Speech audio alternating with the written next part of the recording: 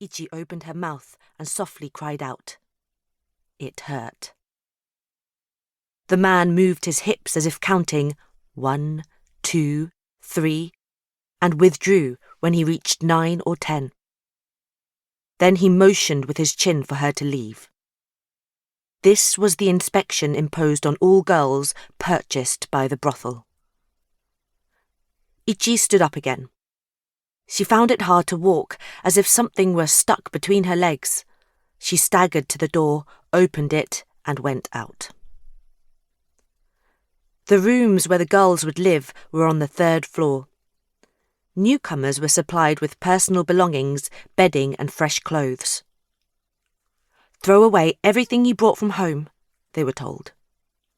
The new kimonos were beautiful, unlike anything Ichi had ever seen on the island.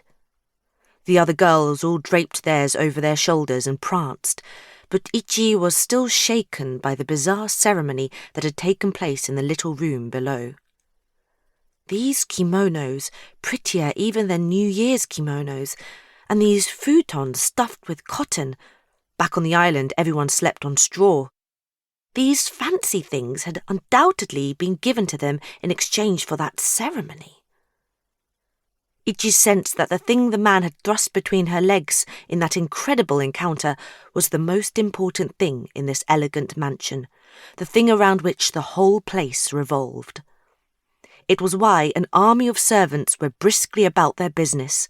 Women dressed up, lanterns were lit, and the pavement outside was sprinkled with water. Amid all that activity, rising like a king was the thing he had inserted into her. The girls all spoke with heavy accents. They had been sold here from as far north as the old provinces of Chikuzen and Chikugo, from nearby Hizen and Higo, and from as far south as the Satsuma and Osumi peninsulas, as well as islands more than 30 miles beyond. Speaking in your native dialect was forbidden. If they all did that, the brothel staff and customers would be thrown into confusion. Here, in the licensed quarter, there was a certain way of speaking that everybody had to use. Ichi's Kagoshima speech sounded to the others like the squawking of a chicken. If you listened carefully, there were traces of the Satsuma Osumi dialect, but it was a little different. No one could understand her. Ichi would wave insistently to the other girls and say, "Kokeko!" It took 2 weeks before they realized that that cry, like a shrill bird call, meant, "Come here." In the refectory, when food was passed out, Ichi would hold out her rice ball and say, "Koke!" This meant, "Give me this." What made it all the more confusing was that the same expression could mean, "Eat this." Taciturn by nature, Ichi limited her speech to these odd syllables that sounded to the others like chicken squawks. The girls weren't put to work right away.